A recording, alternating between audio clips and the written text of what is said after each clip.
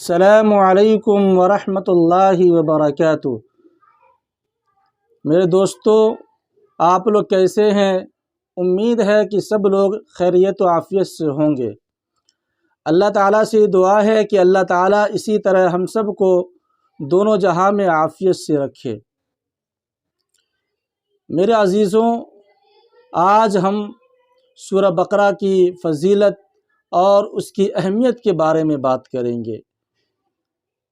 بے شمار حدیث کی کتابوں میں موجود ہے سورہ بقرہ کی فضیلت اور اس کی اہمیت کے بارے میں، جن میں سے چند احادیث آپ لوگوں کو آج میں بتانے جا رہا ہوں، کیونکہ آج کے دور میں ہر لوگ پریشان ہیں، خاص کر کے گھر میں برکت نہیں ہو رہی ہے، دکان میں برکت نہیں ہے، سستی کاہلی، شیطان سوار ہے، لوگ شیطان سے بچنا چاہتے ہیں، اپنے گھر کو شیطان سے بچانا چاہتا ہے۔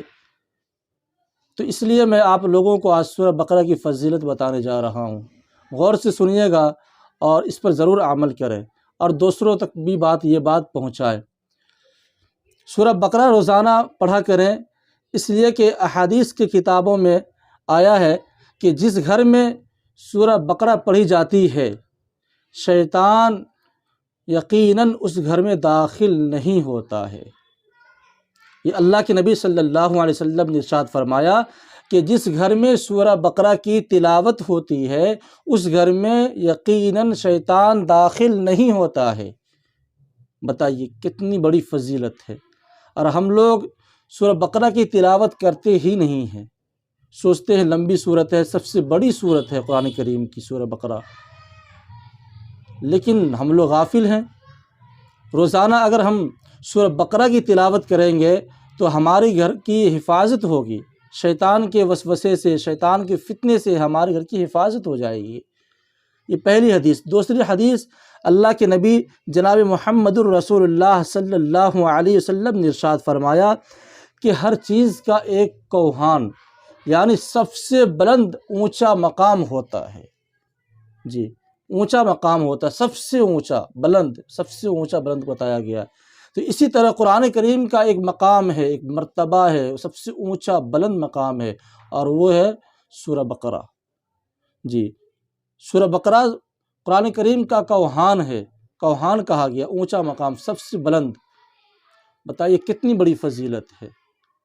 تو اس لیے سورہ بقرہ کی تلاوت خود بھی کریں اور اپنے گھر کے اندر بچوں کو، رشتہ داروں کو، عزیز و اقارب کو بتائیں کہ سورہ بقرہ پڑھنے سے کیا ہوتا ہے، اس کی کیا فضیلت ہے۔ تیسری احادیث ہے، اللہ کے نبی صلی اللہ علیہ وسلم نے ارشاد فرمایا کہ مجھے سورہ بقرہ لوح محفوظ سے دی گئی ہے۔ اب لوح محفوظ آپ سوچ رہے ہوں گے کیا ہے؟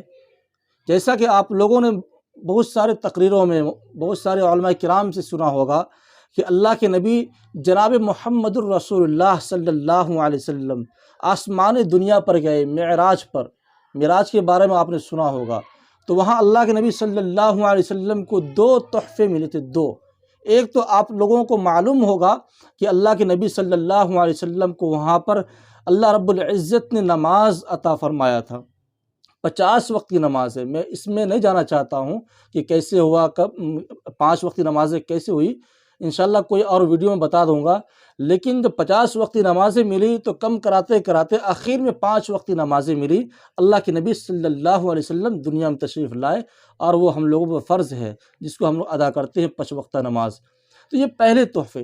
دوسرا تحفہ جو اللہ کے نبی صلی اللہ علیہ وسلم کو اللہ رب العزت نے عطا فرمایا تھا، دیا تھا، وہ ہے سورہ بقرہ کی آخری 2 آیتیں۔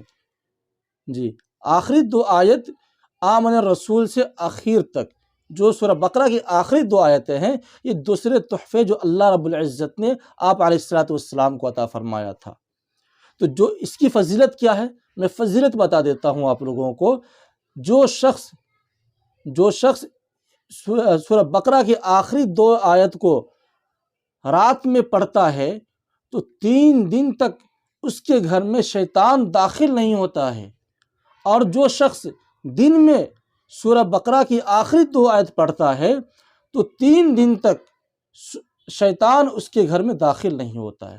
بتائیے ایک دن پڑھنے سے شیطان 3 دن تک گھر میں داخل نہیں ہوگا۔ سورہ بقرہ کی آخری 2 آیت جو آمن الرسول سے اخیر تک ہے، بتائیے کتنی بڑی فضیلت ہے۔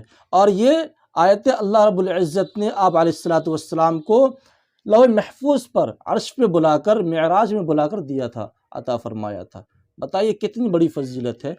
تو اگر ہو سکے تو قرآن کریم سورہ بقرہ کی تلاوت کریں، اگر وقت نہیں ہے تو صبح اور شام میں سورہ بقرہ کی آخری آیت جو قرآن سورہ بقرہ کے آخری میں ہے اس کو ضرور پڑھیں۔ انشاءاللہ اب اس کے فائدے دیکھیں گے، اور آپ کا گھر مکان جہاں پڑھیں گے وہاں شیطان کے وسوسے سے، شیطان کے فتنے سے آپ کی حفاظت ہوگی۔ اللہ رب العزت ہم سب کو سورہ بقرہ پڑھنے کی توفیق عطا فرمائے۔ جب تک کے لیے اجازت چاہتا ہوں۔ السلام علیکم ورحمۃ اللہ وبرکاتہ۔